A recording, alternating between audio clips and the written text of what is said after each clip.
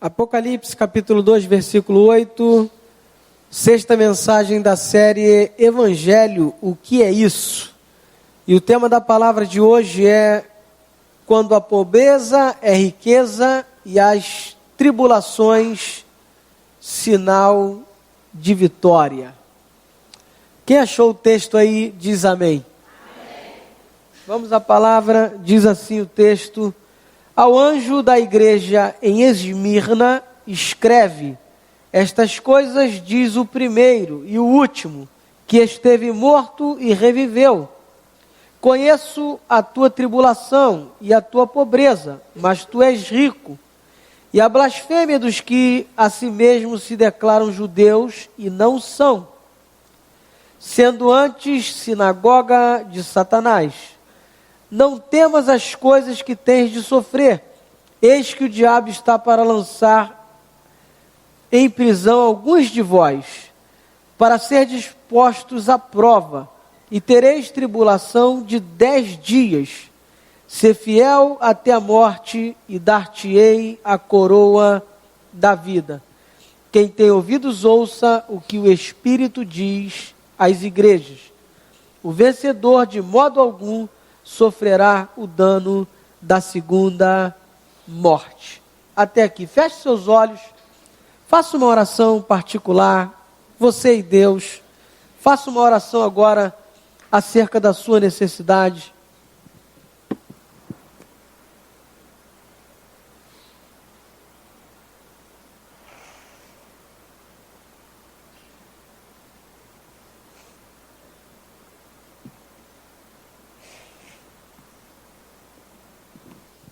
Pai, obrigado, Senhor, pela leitura da Tua palavra, obrigado pelo cuidado que o Senhor tem tido conosco, obrigado porque essa palavra, eu tenho certeza, vem de encontro aos nossos corações, para nos abençoar, para nos alimentar, para ser pão dos céus para a nossa alma. Que o Senhor nos ministre, que o Senhor nos encoraje, que o Senhor nos cure, e que em tudo e por tudo o nome do Senhor seja glorificado. Essa é a nossa oração, hoje e sempre. Amém e amém. Pode se assentar, esteja à vontade, exceto para conversar. Queridos, o livro de Apocalipse é um livro que trata de escatologia. Escatologia é a parte da teologia que lida com os acontecimentos dos últimos dias.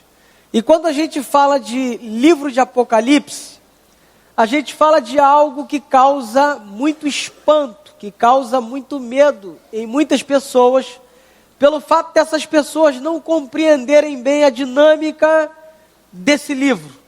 Mas eu não quero me estender falando do livro, mas falando especificamente desse texto e dessa igreja, chamada Igreja de Esmirna, né? O apóstolo João recebe na ilha de Patmos do próprio Jesus algumas revelações, e ele recebe 7 cartas a 7 igrejas da Ásia, né? Que não é o continente asiático, mas é uma área situada ali, hoje o que seria ali próximo da Turquia.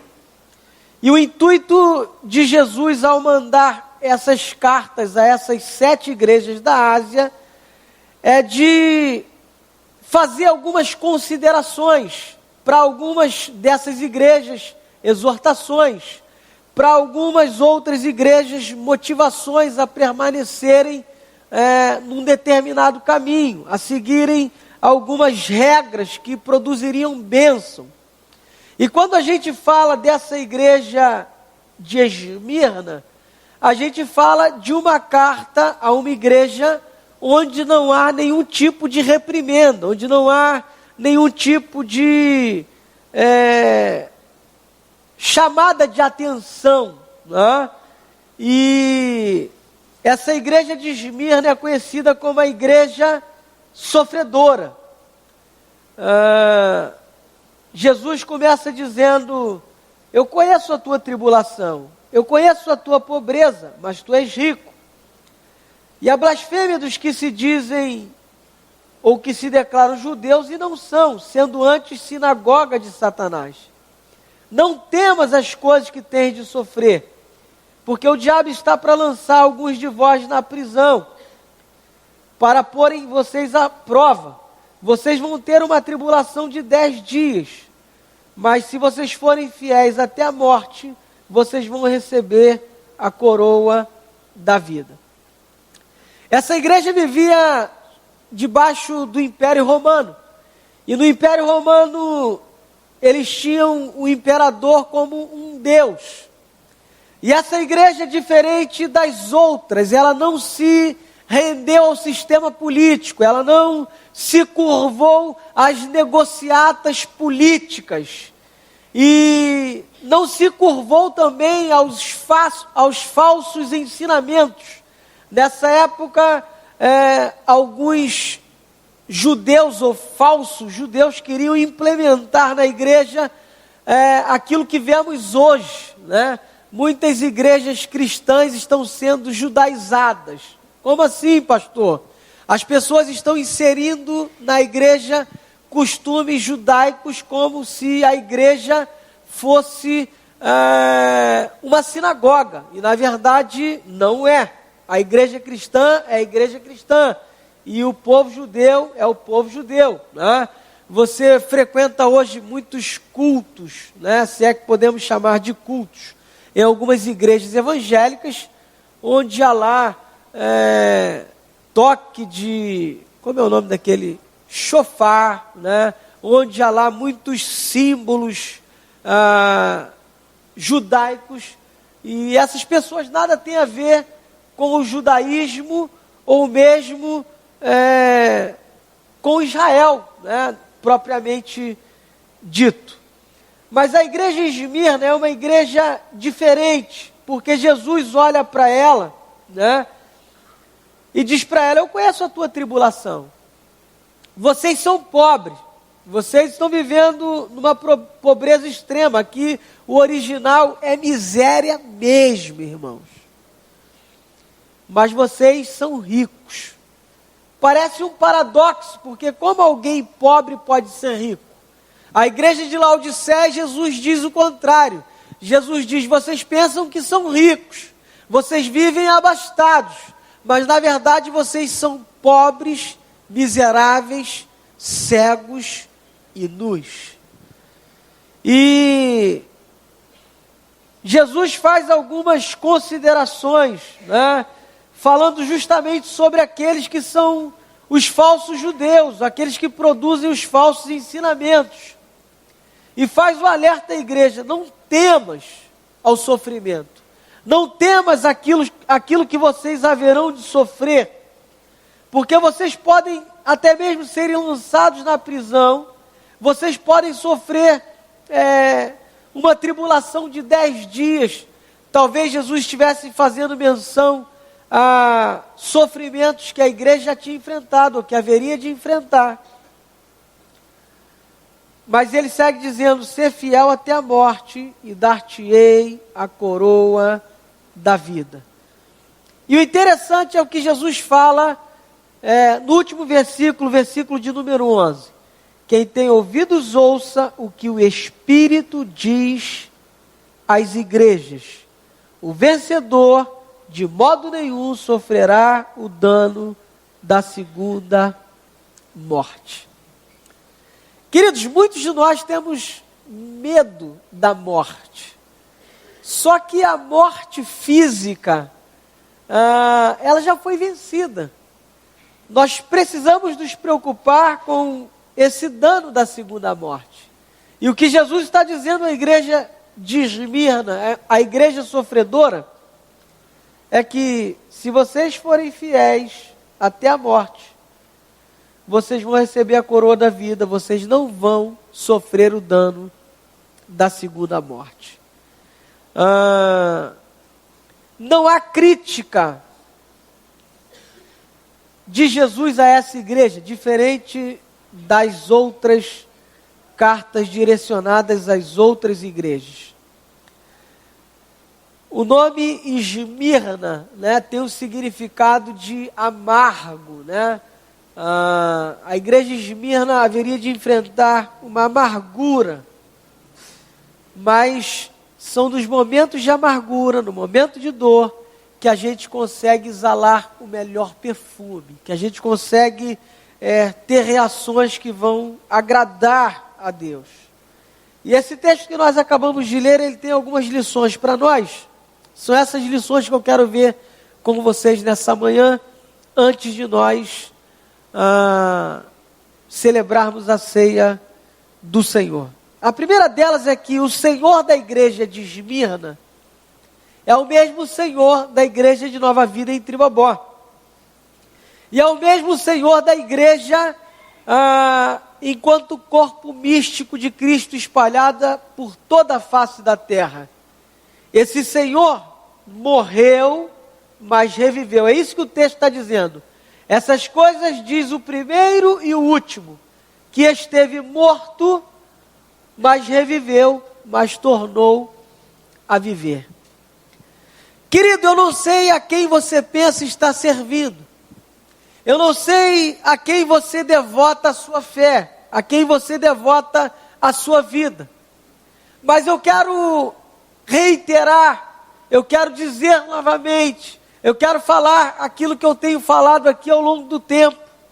Nós servimos a Jesus Cristo de Nazaré, o Rei dos Reis, o Senhor dos Senhores, aquele que sabe tudo aquilo que nós enfrentamos no dia a dia, aquele que olhou para a igreja de Esmirna e disse: olha, eu sei o sofrimento de vocês, vocês parecem pobres, mas vocês são ricos, porque vocês têm valores inestimáveis, e na pobreza material, vocês conseguem obter riquezas que transcendem essa pobreza material. Então eu quero dizer para você, à luz dessa palavra, o Senhor dessa igreja, o Senhor da sua vida, porque você é igreja, é o Senhor Jesus Cristo. Ele morreu, mas ressuscitou ao terceiro dia, e Ele vive está, olhando para a sua vida em todas as suas nuances, e o desejo dele é te guardar, é te abençoar, é te suprir, é te honrar, e é cuidar de você como um bom pai cuida do seu filho. É interessante que o texto está dizendo para nós que Jesus conhece a nossa tribulação. Jesus está dizendo aqui: eu conheço a tua tribulação. Querido, eu não sei o que tem te atribulado hoje, eu não sei o que tem produzido tribulação no teu coração, eu não sei o que tem tentado roubar a tua paz, mas eu quero dizer para você que Jesus é um Deus de paz, e no meio das nossas tribulações, Ele produz paz para a nossa alma, Ele produz paz para o nosso coração, Ele produz esperança para nós, esperança no meio da desesperança. O que tem tentado te tirar da fé, o que tem tentado fazer você desistir, fazer você esmorecer, fazer você retroceder, eu quero dizer para você que essa tribulação que você está enfrentando, essa prova que você está passando, não é para você ser reprovado, não é para você ficar margeado, não é para você ficar no caminho, porque Jesus, o Senhor da igreja, conhece a tua tribulação, e Ele está aqui nessa manhã para dizer para você que Ele vai garantir vitória para você, que Ele vai te dar vitória, e Ele vai com você na tribulação para te abençoar no nome de Jesus. Uma outra coisa que a gente percebe aqui é que muitas vezes nós temos uma capacidade equivocada de discernir as coisas. Porque a gente olha para uma pessoa que tem posses e que tem bens, e a gente entende que ele é rico, né? As pessoas vivem hoje pautadas no ter, mais do que no ser. Todavia, Jesus diz: eu conheço a tua pobreza. Está dizendo isso para a igreja de Esmirna. E eles viviam numa pobreza extrema, porque eles não se renderam ao sistema romano. Mas Jesus diz: mas vocês são ricos. Eu quero fazer você pensar um pouquinho sobre isso, querido, porque talvez você esteja aí e você não tenha dinheiro, apesar de estarmos no início do mês, para pagar as contas que você tem para pagar durante esse mês. E aí Jesus está dizendo para você: eu sei da tua necessidade, eu sei que você é pobre no que tange a finança, no que tange valores monetários, no que tange o dinheiro. Mas você é rico. Sabe quando um homem se torna rico a despeito de ser pobre? Quando o pouco que ele tem, ele submete ao Senhor. Quando ele compartilha o pouco que ele tem. E quando o coração dele não está naquilo que ele tem. E quando ele está preocupado não em ter, mas em ser. Então, querido, Deus nos está chamando para ser o quê? Para ser uma igreja relevante, uma igreja que ora, uma igreja que busca o Senhor, uma igreja que está preocupado mais do que com esse plano material, do que com esse plano natural, uma igreja que está focada na eternidade. Essa igreja estava preocupada não apenas com a vida terrena, mas estava preocupada com o porvir. Ela estava vivendo um tempo de perseguição.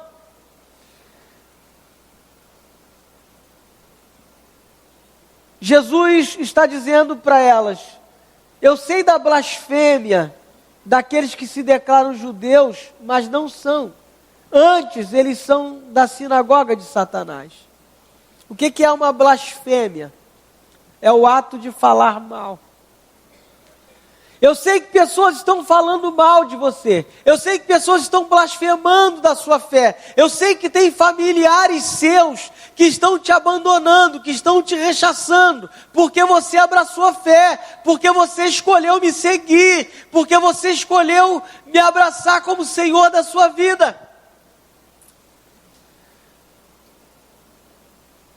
E é interessante que Jesus disse para os seus discípulos: não há ninguém que tenha abandonado coisas nesse plano que receba muito mais de mim agora quanto no porvir.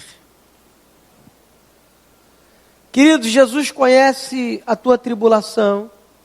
Ele sabe da nossa capacidade equivocada de discernir as coisas, porque muitas vezes nós estamos focados nas circunstâncias, e nós estamos procurando ter, nós estamos querendo de alguma forma alcançar coisas para mostrar para pessoas que somos capazes, e não é isso que Deus quer de nós. O que Deus quer de nós é que nós entendamos o propósito dele para a nossa vida. Aquilo que Jesus disse: buscar em primeiro lugar o reino de Deus e a sua justiça, e todas as demais coisas vos serão acrescentadas. Sabe, talvez você esteja vivendo um tempo de falta, um tempo de escassez, porque talvez você esteja focado nisso e você esteja negligenciando algumas coisas relacionadas ao reino, relacionadas ao ministério, relacionadas à vocação que Deus te confiou, relacionadas à diaconia, relacionado a abençoar a vida do próximo. Então se volte hoje para o fato de que você precisa ser um instrumento abençoador da vida de alguém. Você precisa se inserir no corpo de Cristo como um membro eficaz. O que é um membro eficaz? É um membro que está fazendo alguma coisa para abençoar alguém. Vez por outra, eu sou inquirido por alguém que está chegando na igreja: pastor, tem alguma coisa para eu fazer na igreja? Tem muita coisa para todo mundo fazer, irmãos. O que não falta aqui é trabalho. Só para você ter uma noção, agora deve ter lá dezenas de irmãos preparando o almoço que a gente vai comer daqui a pouco. E lavam-se prato, e lavam-se talher, e prepara feijão, e corta cebola, e corta-se alho, e soca alho, e faz feijão, e faz frango. Hoje é frango o cardápio, né? Eu gosto muito de frango. E vai ser na salinha com ar-condicionado, você está vendo? É igual restaurante fino, irmãos. Então, o que você tem feito para o reino de Deus? O que você tem feito para a igreja local? O que você tem feito para abençoar esse irmão que está aí do seu lado? Olha para o irmão que está do seu lado e dá uma olhadinha para ele. Dá uma olhadinha para ele, Guilherme. Ou para ela, dá uma olhadinha para ela. Fala assim, eu preciso te abençoar.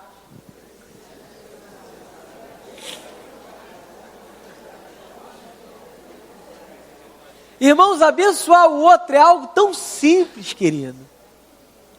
Só que muitas vezes a gente não faz. A gente vive num mundo mergulhado no caos. E porque a gente vive num mundo mergulhado no caos, a gente se deixa envolver pelo caos e a gente também se mergulha no caos. Você não foi chamado por caos, querido. Deus, quando olhou para essa terra, a terra era sem forma e vazia. A terra era um caos. E Deus disse, haja luz. E houve luz. Se a sua vida está um caos, Deus está dando um comando hoje, dizendo, haja luz, e as trevas vão ser dissipadas. Vai haver luz na sua vida, na sua casa, na vida dos seus filhos, no seu casamento, nos seus negócios, e o nome do Senhor vai ser glorificado na sua vida, no nome de Jesus.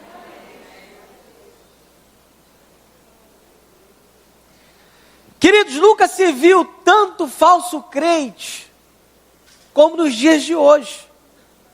Nunca se viu tantos falsos pregadores como no tempo de hoje. Aí alguém que não tem entendimento diz assim, pastor, mas a gente tem que deixar lá, a gente não pode falar. Queridos, nós fomos chamados para denunciar os falsos mestres, os falsos evangelhos.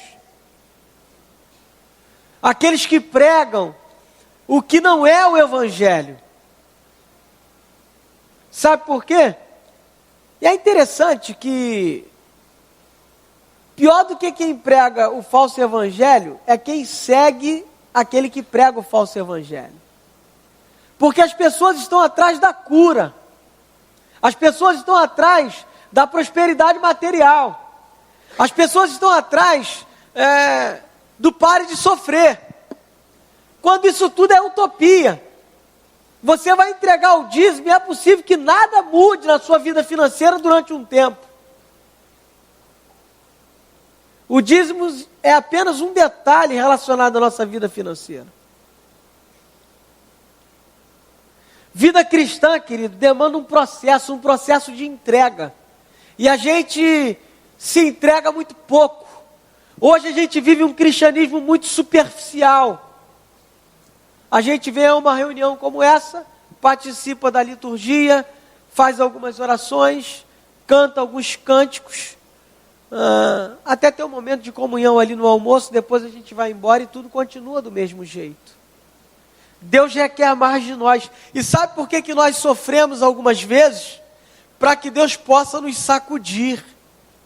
Essa igreja é a única igreja que Deus não chama atenção por algo errado que eles estão fazendo.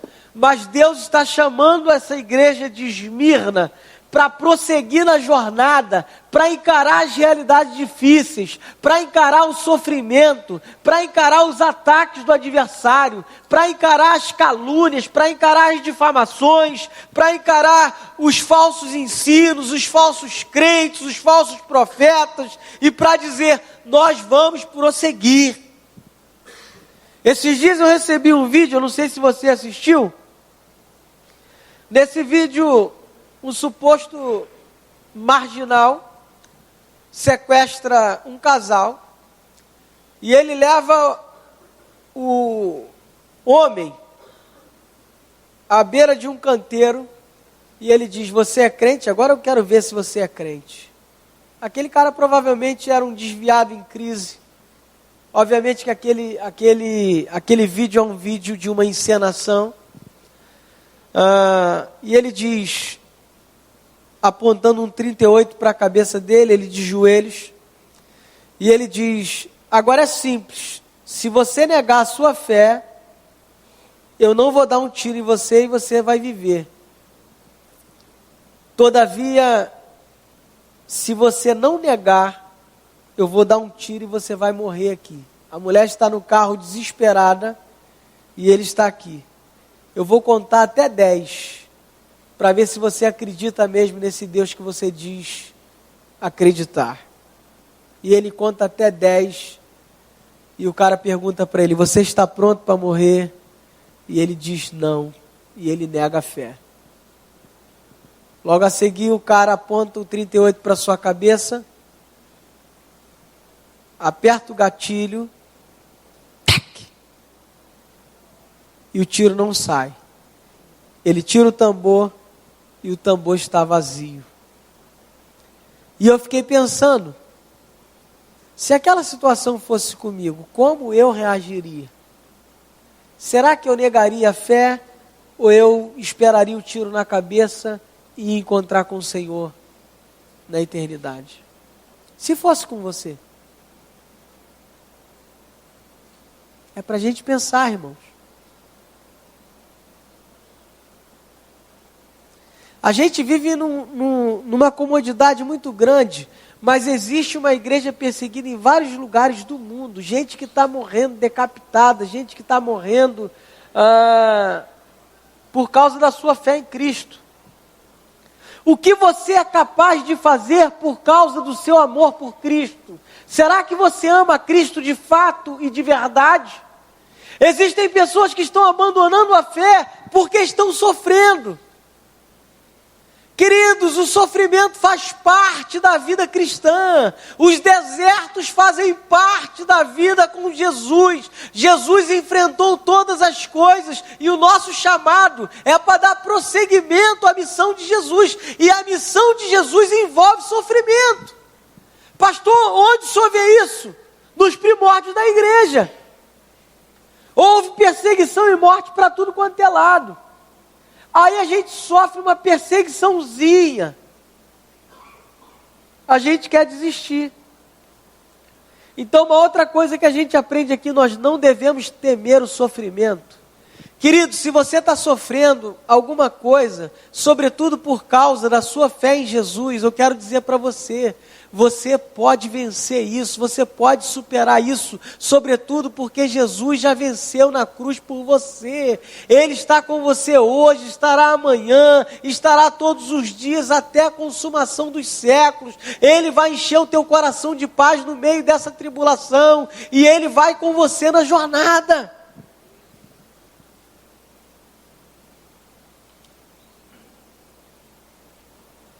Pastor, mas o diabo está furioso, né? A gente nunca ouviu tanto essa expressão como se ouve hoje. O inimigo está furioso, né? Quem fala isso aí de vez em quando? O carro esquenta lá o motor ferve e a gente fala assim, o inimigo está furioso. Às vezes você que esqueceu de botar lá água no carburador, esqueceu de dar uma revisada. O que a gente aprende nesse texto aqui, queridos, é que o diabo ele tem poder de fato. A gente não pode subestimar o poder do diabo e nem superestimar. Porque o diabo tem um limite de ação e tem um tempo para suas ações acabar. O diabo é um adversário derrotado. Por isso ele quer destruir a mim e a você. Porque ele já sabe do seu fim, ele já sabe da sua sentença. Então, querido, eu quero dizer para você, não tema as coisas que você tem que sofrer, não tema se Deus permitir que o diabo te tente, que o diabo de alguma forma te toque, porque mesmo assim Deus vai estar com você. Sabe o que disse Jó? Bem sei que tudo pode, se referindo ao Senhor. E nenhum dos seus desígnios podem ser frustrados. Então não se foque no sofrimento, não se foque no diabo, nas ações do diabo, se foque nas promessas que Deus te fez. Sobretudo na promessa de uma eternidade com Ele. Queridos, o que nos aguarda transcende qualquer coisa nesse tempo presente. Essa semana eu estive na praia de Cambuinhas, não sei que dia foi sexta-feira que eu fui? Quinta-feira. Eu chamei a patroa para ir, ela não quis, chamei um amigo, não quis. Aí eu falei, vou sozinho. Aí levei um livro, coloquei minha roupa de banho, sentei numa daquelas cadeirinhas lá, botei o pé sobre a cadeira, pedi uma gelada, né, uma Coca-Cola gelada. Por que você riu? Com gelo e limão, irmãos. E fiquei pensando na vida, aquelas ondinhas batendo, a praia estava vazia. Aqui no Rio de Janeiro é verão o tempo todo, o tempo está meio friozinho, mas quando o sol está bom, dá para a gente ir para a praia. Cambuís, aquela paisagem linda, tudo maravilhoso. E eu descansando ali. E eu fiquei pensando justamente na vida, sobre as ações do inimigo para tentar nos destruir, sobre aquilo que faz o adversário para tentar roubar a nossa paz, para tentar impedir com que os planos de Deus se cumpram na nossa vida. Aí eu te pergunto, será que o diabo tem poder para paralisar aquilo que Deus tem para fazer na sua vida e na minha vida? Querido, mesmo os percalços que enfrentamos é para o nosso crescimento, é para o nosso amadurecimento. Pastor, mas numa determinada prova eu falhei, eu errei. Na próxima vez você não vai errar.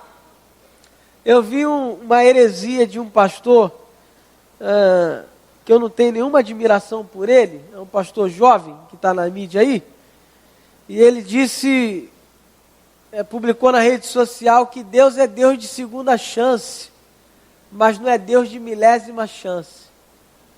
Irmãos, Deus é Deus de quantas chances nós precisarmos, sabe por quê? Escute o que eu vou lhe dizer. A Bíblia diz que as misericórdias do Senhor não têm fim, elas se renovam a cada manhã. Pastor, mas Deus também é um Deus justo? É claro que é. E quando nós falhamos, as consequências das nossas falhas vêm.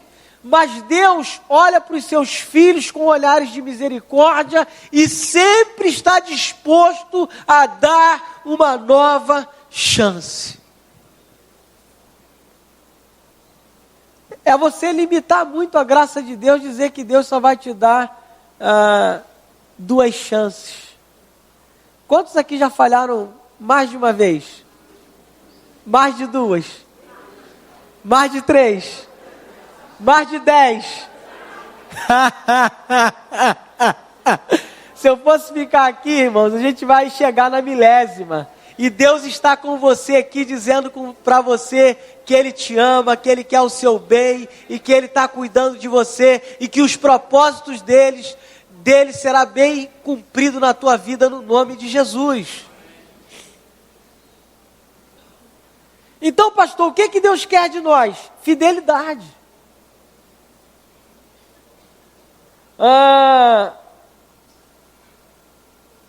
Jesus diz, ser fiel até a morte e dar-te-ei a coroa da vida. O que está inserido nesse contexto de fidelidade aqui? Não desistir. Irmãos, o diabo não desiste nunca.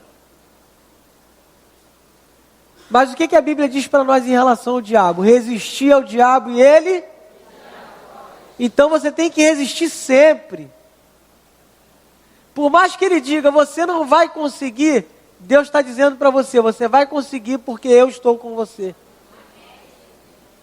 Portanto, eu quero encerrar essa palavra enquanto os nossos auxiliares e diáconos se preparam para a ceia, dizendo para você que há uma recompensa nos aguardando. Que recompensa é essa? A coroa da vida. Ser fiel até a morte, dar-te-ei a coroa da vida. Eu não sei nem se nós vamos morrer, querido. Eu não sei de que eu vou morrer, se vou morrer, e nem você. Mas uma coisa é certa: a morte não tem poder sobre nós, porque nós já vencemos a segunda morte, porque Cristo morreu na cruz para nos garantir a vida eterna, e nós estamos rumando para o céu, para vivermos uma eternidade com Ele, e é para isso que Jesus veio, para nos dar a vida eterna nele, no nome de Jesus.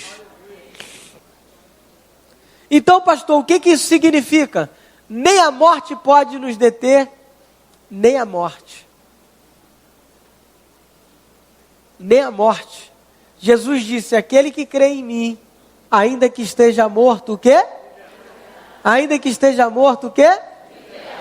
Portanto, não se preocupe com a morte. Se você morrer um dia, você vai tombar na terra, mas vai ser erguido nos céus, e vai ouvir de Deus: vinde benditos do meu Pai, e recebei por herança aquilo que vos está preparado desde a fundação do mundo.